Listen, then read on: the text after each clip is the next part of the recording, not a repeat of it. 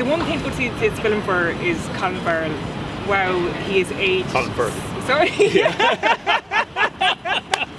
Brilliant. I'm sorry, take two. Yeah. Colin. One thing, lucky this isn't live, you know that? Yeah, maybe even better live. So you have to find the 3 brightest lights there that make the triangle. These ones? Mm-hmm. And that's where the Milky Way is. It's good to get back on the road again, don't you think?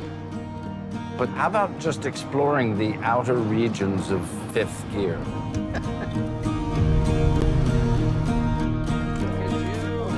How are you? Just out of the press preview of Supernova, Claire, what do you think of it? It was interesting. It definitely moved me, but I wonder, is it Oscar bait, do you think? Yeah. Like, it probably is, and it says nothing about the Oscars, that kind of film I think is going to be a candidate, and it will be a candidate, I think. Yeah. But I know it's Colin Firth. Wow. I haven't seen Colin Firth on screen in a good while, but he has aged so beautifully. He's so gorgeous. Still fancies him. At 6 years of age. He's 60. Yeah, he's actually 60 exactly. Oh my god. Yeah. But it's his hair or something, but he's this aura about him, and it just comes off the screen.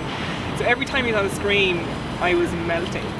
Yeah, actually, and I'd agree as well, not for probably the same reasons as you, but I'd agree that's the only thing that saves this film, in my opinion, is Colin Firth. He is amazing. I think the other character that's played, obviously called Tucker, was just unlikable. He's called Tosca. Tosca, sorry. Yeah, he was unlikable for me, and I could not care about that guy enough because he was obnoxious and rude, and I couldn't understand why Colin Firth's character was with this guy. And it's weird because they were together for 30 years. And Colin Firth, he deserves so much better, this character. Like you. Yeah, like me. You know, he plays a gay character in the film. Oh, but I was kind of weird because I got a bit tired in the middle. I almost fell asleep. I know it's really bad because I know it's beautiful and it's about dementia and a gay couple, but it was a bit boring. I'd agree completely. I couldn't recommend it. I just thought it was too slow moving. And you mentioned as well, it was like a two-hander play. It was like a stage play, and I agree completely. It's too much like that. There's little cinematic quality to it, and it's not engaging enough for me. It was like going to see a two-hander play, which it works so well as a play. There's some beautiful lines in it and everything, but as a film, I was kind of counting the minutes till it ended. Yeah. You know, it's weird because you read the synopsis, you think, Jesus, this will break my heart now, and it's funny because I thought you'd love it. I thought you'd love it. And I'm there in the middle of it going, I don't like this, but Claire's going to love this. And I was thinking the same. I was thinking Fergus would love this, you know? I thought we'd have a party. I'm on the edge.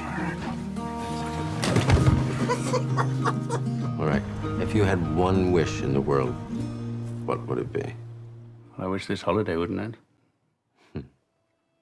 Yeah. And it's awful because it is a beautiful story, it's beautifully written, but it is a road movie.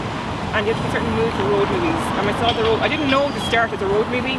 Exactly, I didn't either. And let's face it, most road movies are kind of over the top teenage kind of American teenage type style stuff where it's over the top and it's kind of adrenaline rush. This is the complete opposite. It sucked the air completely out of it now. And that's what keeps road movies going is the comedy. Yeah. There's no comedy in this, at the start, oh god, I'm stuck here. Yeah. I can't really leave after 90 minutes. And but it should be beautiful. And it's funny because this morning on the way in, I was listening to a fabulous, heartbreaking interview on Ryan Tuberty about a wife and her husband got diagnosed with dementia, and one thing she mentions is that he got extremely angry, aggressive, violent. And it was weird once it's filmed then, I didn't realise it was about dementia. Yeah. But that was never shown on screen. It's a double coincidence because I was listening to the same interview on the radio this morning as well, and then we end up in a film about dementia. And look, it's a very sensitive topic, and I think it was handled sensitively in the film. It was, But at the same time, I think you probably needed to care about that character a little bit more. and I found I couldn't care about him as much because he was so obnoxious. Self-indulgent. Yes, like he wrote, absolutely. Yeah, it was came across very self-indulgent. Yeah. And I don't know, it was disappointing. I was waiting for that burst of anger. Yes, the character, actually, yeah. like we heard in that heartbreaking interview. Yeah. But it didn't. I'm not sure if it portrayed it completely. That would have been more realistic, and it would have been more interesting, I suppose. Yes. In a way. So, can you tell that it's gotten worse? I'd like to make a speech. Well, maybe Sam will do it for me. I'd love Why to. don't you do it for me? Now, as most of you will know, I am slowly losing my ability to remember.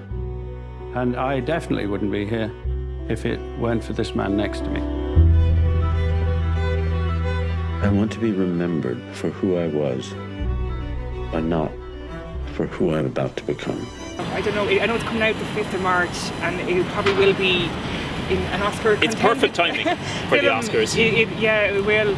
It ticks boxes for the Oscars, It but will, yeah. and sadly, I think increasingly, the box that isn't in the Oscar category is entertainment. Really, you know, a lot of non-entertaining films get Oscars, and this is one of them. I think that will probably fulfill that. Yeah, definitely. So, yeah, if you want to see a film that is very slow, I'm going to try to... Excruciating. I'm going to try to pull on your heartstrings, and you're just looking for an afternoon just to kind of zone out and make you in a certain mood to watch the film. And just look at Colin Firth, because he's just so beautiful. Definitely go to this. It's out the 5th of March. 5th of March, I think, yes. Yeah. It's 3 months. I mean, okay, the positive aspects, there were positive aspects of it. I mean, the one moment I thought was quite moving was when Colin Firth's character reads the bits of the book that his boyfriend is writing.